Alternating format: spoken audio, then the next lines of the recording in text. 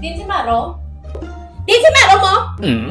Ay, yung aga, ma'am. Tawag ko lang si Maro, ma'am, ha? Tawag gato?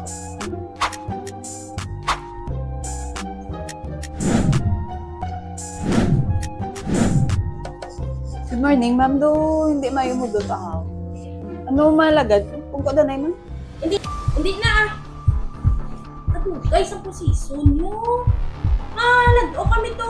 Sudlo to naman ang tota ni Rigor Dalisay. Hindi ka gid magpatuga-tuga, ma'am. Kay balaan mo may protest na. Laton ta lang ang desisyon. Protest!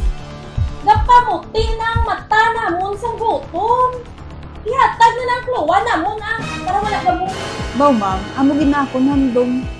Kaso wala ta may mahimo kasi idalom sang aton layi. Ilabi na sa Administrative Order No. 3, Series of 2018, nga ginamendahan sang AO2 Series of 2020 kung nagpamalabag ang tag-iya sang duta paagi sa pag-file sa protest sa aton coverage, tubtob gid lamang sa pagpagawa sang RP title o kung titulo sa ngalan sang Republic of the Philippines ang mahimo sang GAR.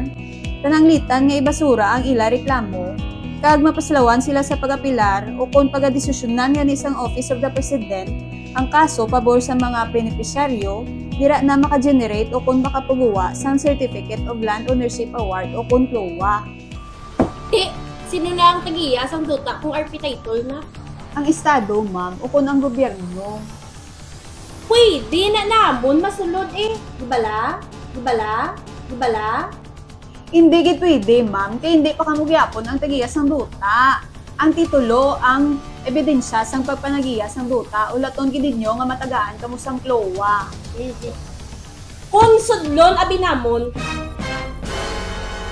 Mahimo kamo makasuhan o kung makakas sa programa, ma'am. Mas maayo mabuligay na lang kita nga maginyo nga padasigon ang pag-resolbar sang protest. Agud nga madagdagan na kamo sang CLOA. ay gali ka ma'am. Di mag-among na kalungan. Gali isang pamilya namon kung mapriso kag makakas kami sa programa. Pasensya gida kung kulang ang akon pag-intindi sang amon di bala sa mga bagay-bagay bala parte sa DAR. Pero sige lang kayang balan ko lang akon to bala nga mga upod nga magkalma sila kag maghulat na lang kami